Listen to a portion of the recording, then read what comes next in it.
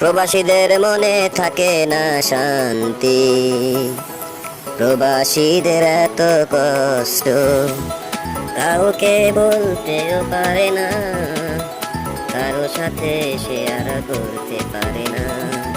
নিজে নিজের কষ্ট নিয়ে, নিজে নিজের স্বপ্ন নিয়ে ডিউটিতে চলে যেতে হয়।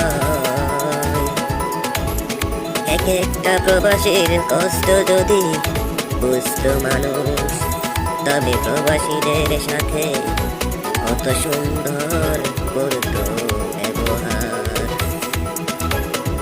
অনেক প্রবাসী 3 বছর, 4 বছর, 5 বছর, 10 বছর প্রবাসে থাকে, কিন্তু তারা দেশে যেতে পারে না। দেশে যাইতে হলে তাদেরকে অনেক অনেক ইয়ে করতে হবে, মানে অনেক কথা, মানে অনেক কিছু চিন্তা করে। প্রবাসীদের অভাবও কখনো শেষ হয় না। তারা দেশে যায়, তাদের ছেলে মেয়েদেরকে বলে নিয়ে একটু আরো পারে না। এক একটা প্রবাসী যে কত যে কষ্ট, সেটা বলার বাইরে। আসল কথা হলো, টাকা দিয়ে কখনো সুখ কেনা যায় না। আপনি প্রবাসে আসি লক্ষ লক্ষ টাকা ইনকাম করতে পারবেন, সুখটা পাবেন না।